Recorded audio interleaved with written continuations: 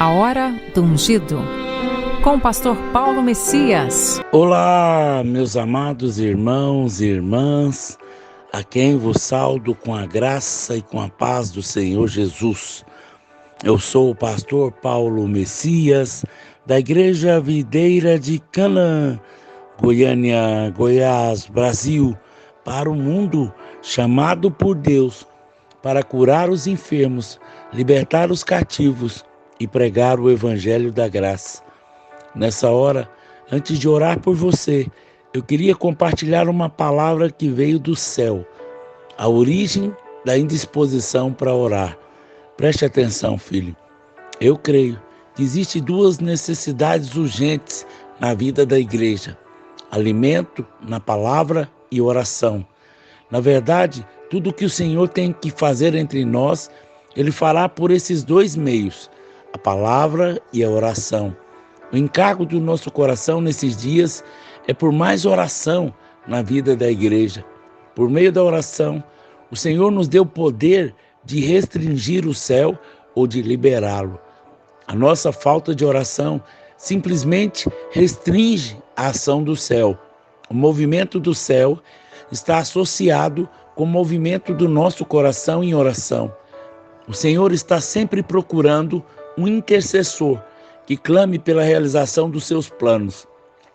Deus deu a revelação a Jeremias que o cativeiro duraria 70 anos, mas somente depois que o profeta Daniel orou é que o povo foi liberado para voltar para Israel.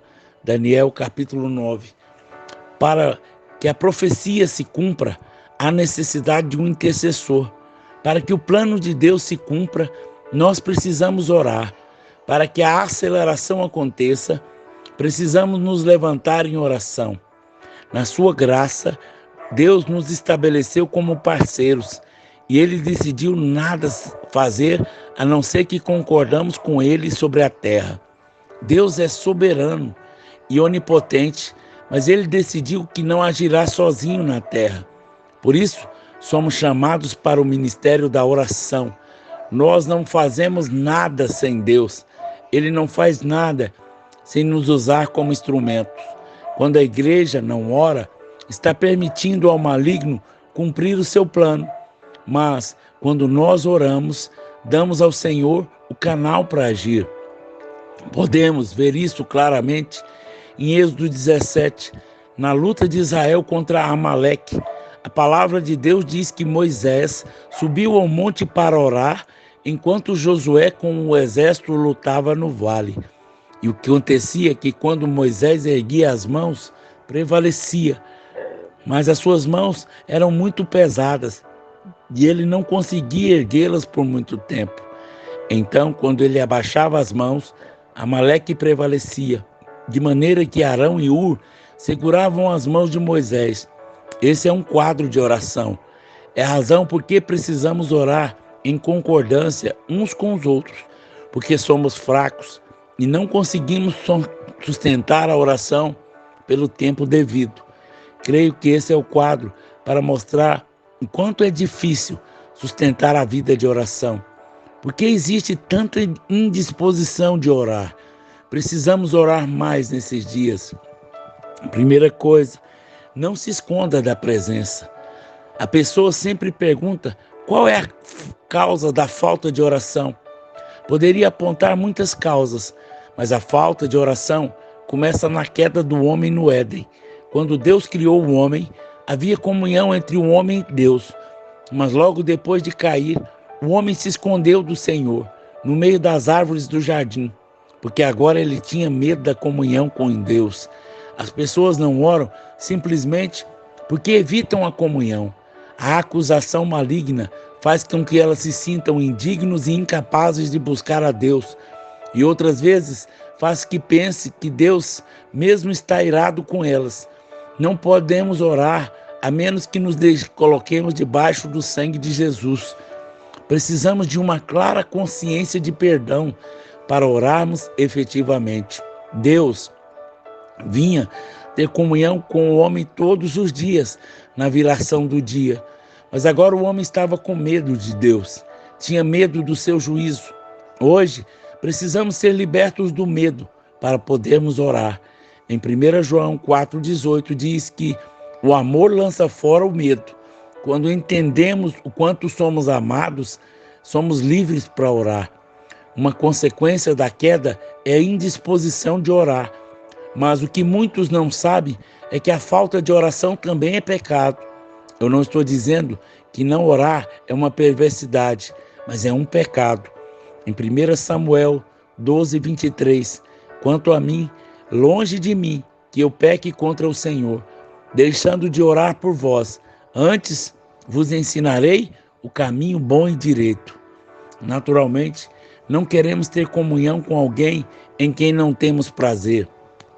Nós fugimos de pessoas que estão o tempo todo nos criticando, condenando, mostrando nossos erros e imperfeições. Fugimos daqueles para quem devemos algo e também daqueles que estão irados conosco. Você percebe que essa é exatamente a imagem que muitos têm de Deus? É por isso que muitos fogem da oração. Falta de oração, portanto, é o resultado de pouco conhecimento do Pai. Jó 27:10 diz: deleitar-se o perverso no Todo-Poderoso, invocará a Deus em todo o tempo.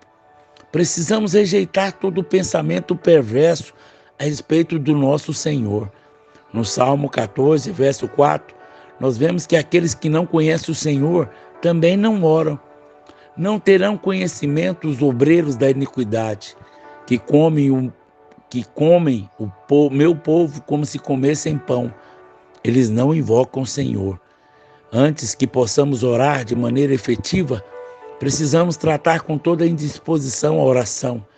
Precisamos ter a nossa mente renovada de todo conceito contrário à palavra de Deus.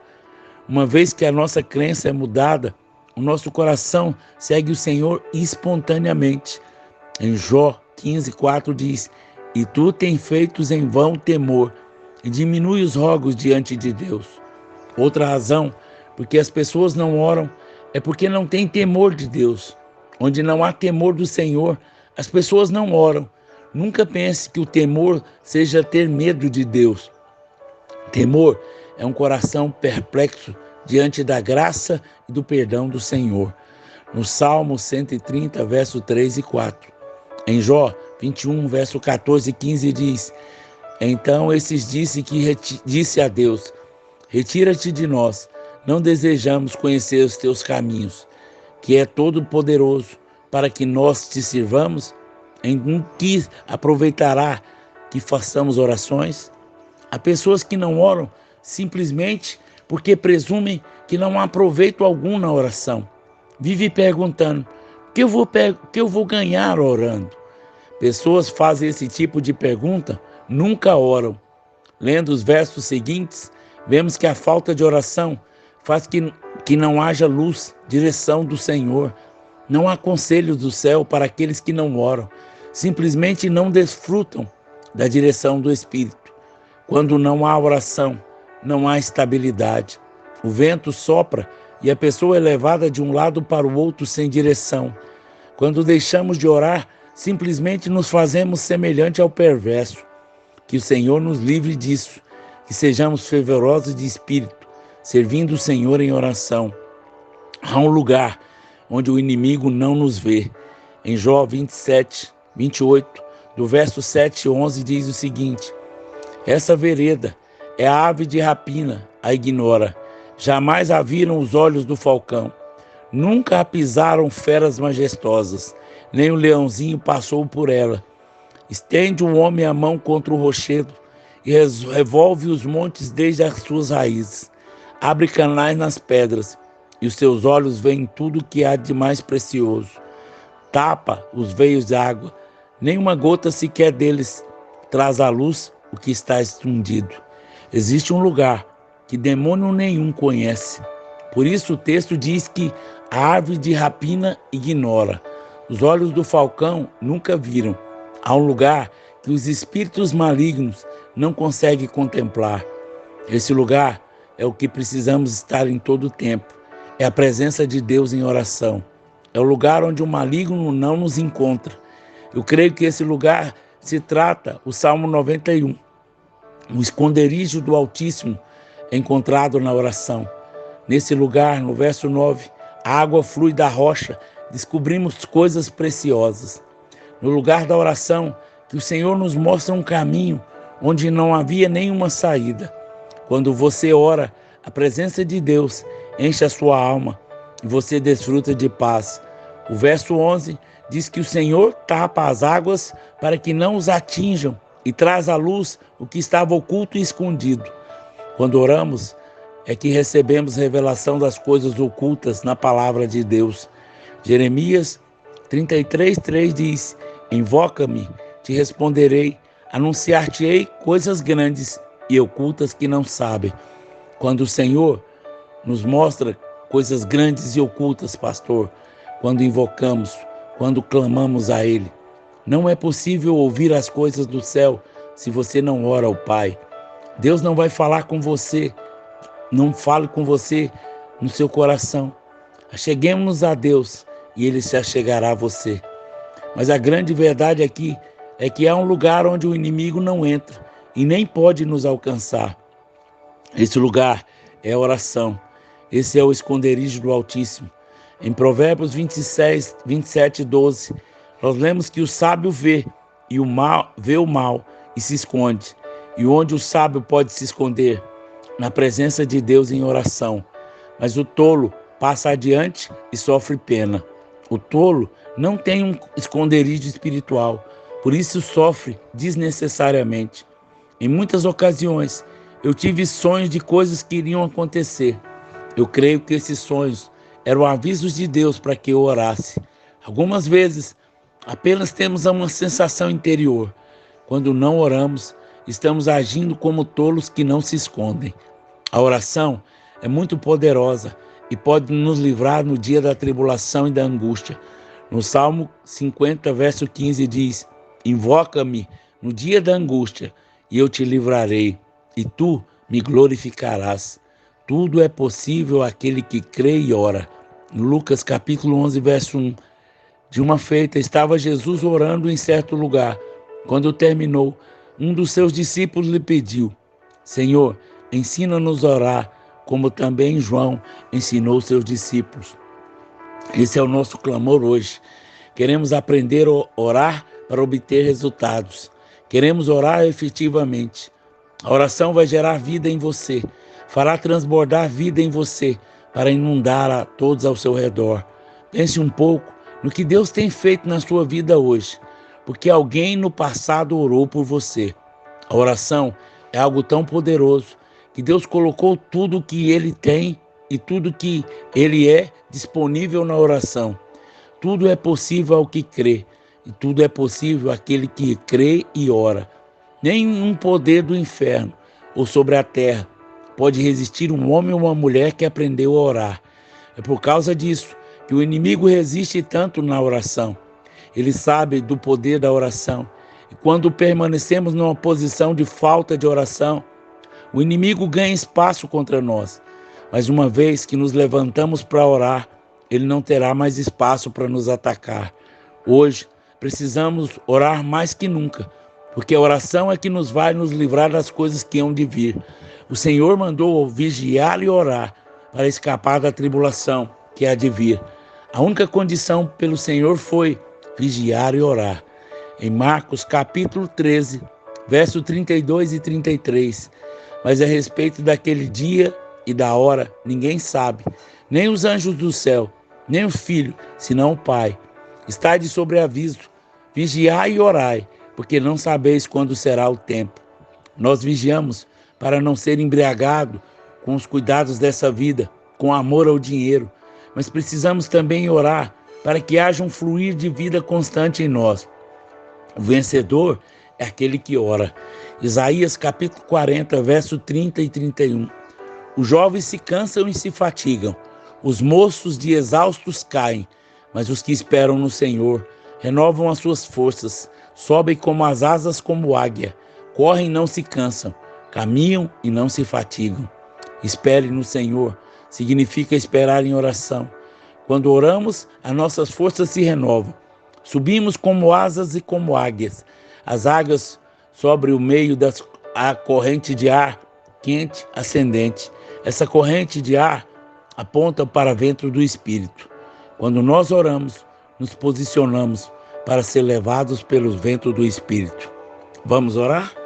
Pai, em nome de Jesus, teu Filho amado, nessa hora, oramos ao Senhor, que renove as nossas forças, que nos dá, ó Deus, persistência, perseverança.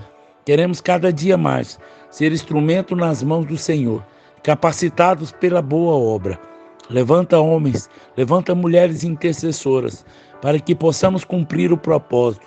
Oramos pela família, pela nação, para que o Senhor venha governar, que o Senhor nos livre da miséria, da calamidade, da fome, nos livre da violência, que o Senhor possa guardar o Brasil de todo o mal. Que nessas eleições a vontade do Senhor prevalece, porque o Senhor é que estabelece reis, dá a homens tementes ao Senhor, homens que temam o Senhor no seu coração. Dá-nos a sabedoria, entendimento, a perseverança em oração. Abençoa, Pai, cada irmão que está ouvindo essa oração, que ele possa ter revelação, que oração é intimidade com Deus. Eu quero abençoá-los com toda sorte de bênção. Em nome do Pai, do Filho e do Espírito Santo. Amém, amém e amém. Se você foi edificado por essa ministração, nos ajude a divulgar o nosso canal, para que mais e mais pessoas sejam alcançadas pelo Senhor. O Senhor é contigo e multiplique favor e bênção na sua vida.